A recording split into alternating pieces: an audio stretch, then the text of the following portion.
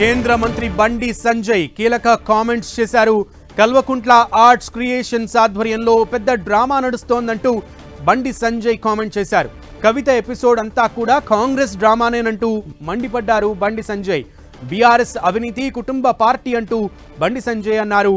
BRS BJP కలవడం అనేది జరగదంటూ బండి సంజయ్ కీలక స్టేట్మెంట్ ఇచ్చారు. బీఆర్ఎస్ లో 4 ముక్కలాట నడుస్తోందంటూ కూడా కామెంట్ చేశారు.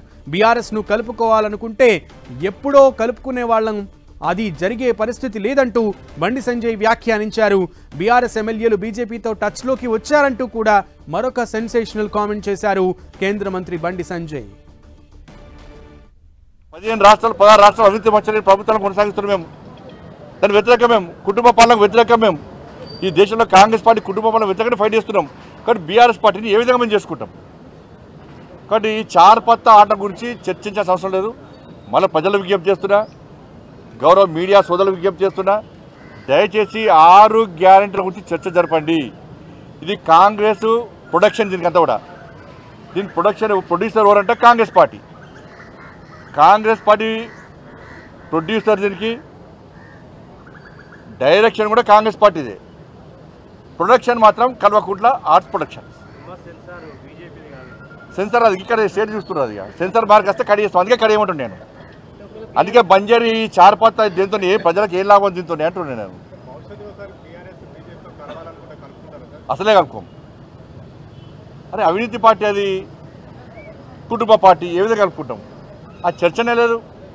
మీరు ఒకటే ఆలోచించండి, మేము కలుపుకుంటే ఎప్పుడో కలుపుకుంటాం. కాంగ్రెస్ పార్టీ బీఆర్ఎస్ కలిసి పనిచేసినాయి. కాంగ్రెస్ బీఆర్ఎస్ కలిసి పనిచేసినాయి. ఎన్నికల్లో పోటీ చేసిర్రు, అధికారం కూడా పంచుకున్నారు. మేము ఎప్పుడన్నా పంచుకున్నామా?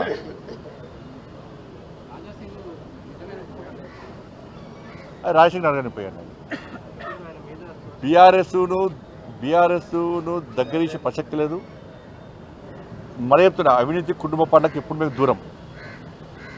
ధన్యవాదాలన్న. ధన్యవాదాలన్న.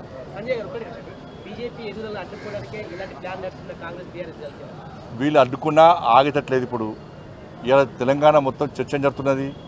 వాళ్ళకి ఇచ్చిన అవకాశం వాళ్ళు మొత్తం మోసం చేశారు. బీఆర్ఎస్ వాళ్ళు వీళ్ళకి ఇచ్చిన అధికారం, వీళ్ళు మోసం చేశారు. అందరికీ ఇచ్చాము అధికారం, అందరికీ ఇచ్చాము అవకాశం, బీజేపీకి ఇద్దాం అధికారం. అందరికీ ఇచ్చాము అవకాశం, బీజేపీకి ఇద్దాం అధికారం అని చెప్పి ఒక ఆలోచనతో తెలంగాణ రాష్ట్ర ప్రజానికం ఉన్నారు.